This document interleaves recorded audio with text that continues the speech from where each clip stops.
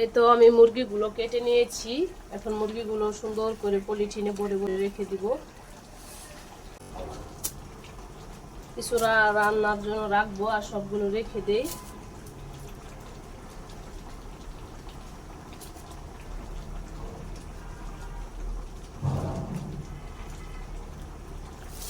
একটু করে রেখে দেই, একদিন বের করে রান্না করে খেতে পারবো। আমি অত কিপটামি করতে পারি না বা হিসাব করে চলি, কিন্তু কিপটামি করাটা, কৃপণ লোককে আল্লাহ পছন্দ করেন না, আর কৃপণতা আমারও পছন্দ না। এটুক তো লাগবে, একটা সংসারে 3 জন মানুষ বা 4 জন মেম্বার থাকলে ওখানে এতটুক লাগে। রান্না করলে যদি বাচ্চা কাচ্চারা একবার খেয়ে আরেকবার খেতে না পারে, তাহলে সেটা কেমন হয়, নিজের কাছে কেমন লাগে। অনেকে দেখি ব্লগ করে আপনার 1 কেজি মাংস দিয়ে, 1 কেজি গরুর মাংস দিয়ে এই নেয়, 1 মাস নেয় গা। অসম্ভব, এটা আমার পক্ষে সম্ভব। 2টা কাজ একসাথে করতেছি। এখান দিয়ে জলপাইয়ের আচার তৈরি করতেছি, আবার ওইখান দিয়ে মুরগির মাংসগুলো কেটে নিলাম। এখন ফ্রিজে ফ্রোজেন করবো, এর জন্য রেখে দিচ্ছি। নাড়া না দিয়ে দিলে নিচটা লেগে যেতে পারে, কারণ আচার তো, আর লেগে গেলে একবার আচার শেষ, আচারের স্বাদ শেষ। হ্যাঁ, এই তো 1 কেজি গরু মাংস দিয়ে অসম্ভব যে 1 মাস নিব, পারবো না, আমার পক্ষে সম্ভব না। আমি রান্না করলে আমার বাচ্চা কাচ্চা ঘুরে ফিরে, আমার হাজবেন্ড ঘুরে ফিরে যদি খেতেই না পারে, ওইরকম রান্না আমি করবো না। আমাদের 1 কেজি মাংস একবারই হয় না ভালো করে। এটা বড় লোকই না।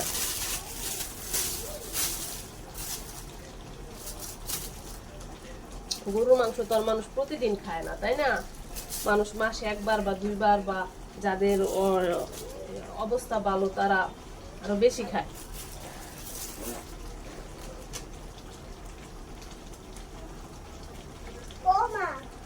মা, আমার মেয়ের একটু বেজে দিব, আমার মেয়ে একটু খাবে।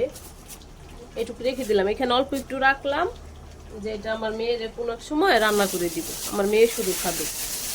2টা মুরগি নিয়ে আসছে, 2টা মুরগি থেকে আমি এই যে এরকম 3-4 টুকরা করলাম, আর এইটুকু রেখেছি এখন রান্না করার জন্য।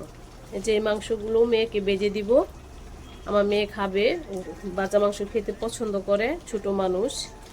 রানটা রেখেছি আমার মেয়ের জন্য, আর একটা কাজের লোক আছে, উনি খাবে, মানে আমরা 4 জন খাবো টোটাল। কান্না করতেছো কেন মা? বাবা না কেক নিয়ে আসলো, কেক খেয়ে ফেলছো? কেক খেয়ে মন ভরে নাই, এখন ফ্রিজে রেখে দিই। আমার মেয়ে আচার খাওয়ার জন্য পাগল হয়ে গেছে। একটু আচার খাবা? খাবা না? তুমি না বল আচার খেতে ইচ্ছে করতেছে, একটু আচার। দেখো কি সুন্দর করে আচার বানাচ্ছে, আমার মা এক সময় বানাবে, আমার মাকে আমি সব শিখাবো, বানাইয়া সবাইকে খাওয়াবে, আমাকে খাওয়াবে, বাবাকে খাওয়াবে। হ্যাঁ, আমি খাবো না, আমি খুব ভয় লাগে। তুমি খাবে না? না না, আমি আচ্ছা মামার বাচ্চা সাথে যায়, মামার বাচ্চা পরে যাবো না।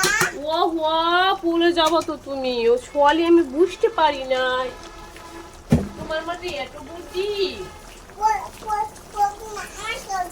আমি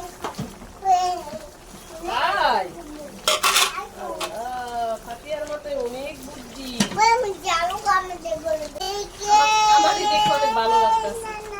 মা মা দুষ্টু কর না প্লিজ, আমার আম্মা অনেক ভালো।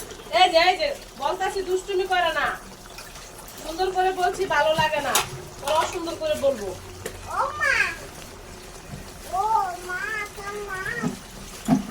এই যে তোমার বাবা বাজারে গেল, পেঁয়াজ নেই, আমার মনে নেই, একটু মনে নাই পেঁয়াজ নেই। আমার যে কি একটা সমস্যা, কিছু মনে থাকে না, ওরা আসলে মনে থাকে।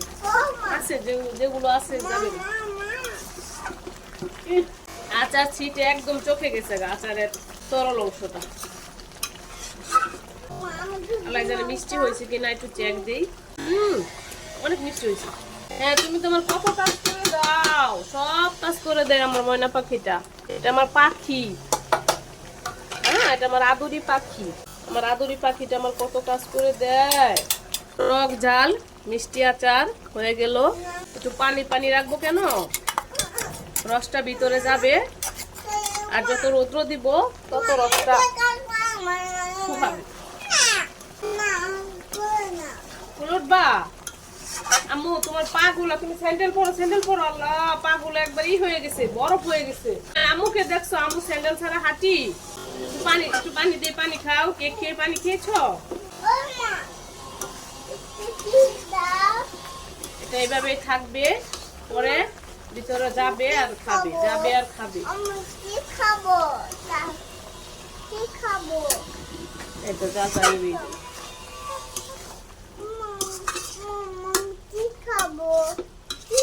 সব তুমি এখনই খেয়ে নিবা। দেখছে খালি মাত্র বাবা এটা নিয়ে আসছে। সব শেষে আমার আচার হয়ে গেছে। এখন হচ্ছে পরিবেশনের পালা। এগুলো তো সব একসাথে পরিবেশন করা যাবে না, একটু টেস্ট করে দেখলাম। তো আমার কাছে একটু টকটকি লাগতেছে, আরও কি চিনি দেওয়া দরকার ছিল কিনা দেখি, যদি লাগে পরে আবার দিব। এখন আচারটা নামিয়ে দুপুরে রান্নাটা বসিয়ে দিই। আচারটা ঠান্ডা হলে জারে বলবো। আপাতত এখন এই বাটিতে রাখতেছি, কারণ আমার রান্না করতে হবে, দুপুরে রান্না করতে হবে। কারণ আমার কড়াই দুইটা, কড়াই নেই। জিনিস আমি ইচ্ছা করেই করি না, কারণ এত জিনিস, জায়গাও কম, জায়গা লাগে অনেক। এখন আমরা কোনো জায়গায় সেটেল হই নাই। আমাদেরই বাড়ি, কিন্তু ওইভাবে আমাদের এখনো বাড়ি নেই। নিজেরা বাড়ি করবো, নিজের মনের মতো করে সবকিছু হবে। হ্যাঁ, একটু ভাত খাবে। এই তো আমার আচার, আচার খাচ্ছি আর দুপুরে রান্না করতেছি। এই তো জলপাইয়ের আচার বানাইছিলাম, তো টেস্ট করে দেখছি কেমন হয়েছে। এখনো ভিতরে সব কিছু যায় নাই, তো সময় লাগবে একটু। কয়েকদিন গেলে, এক সপ্তাহ গেলেই আচারটা অনেক মজা হয়ে যাবে। লেগে যাচ্ছে।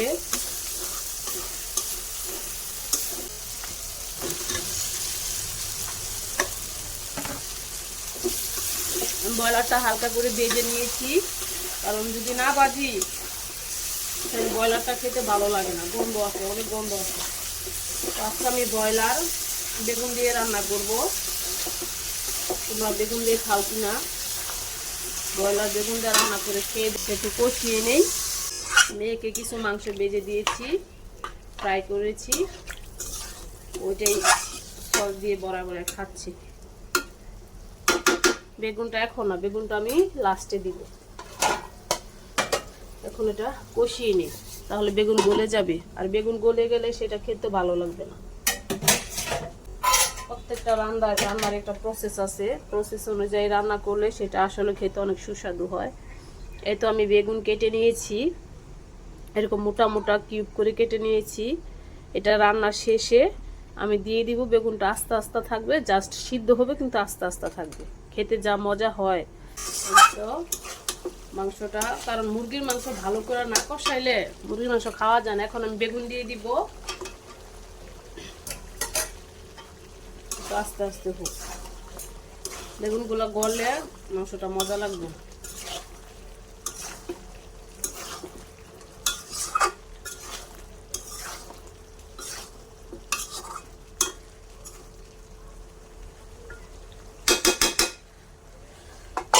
হয়েছে, এটা আস্তে আস্তে হইতে থাকে।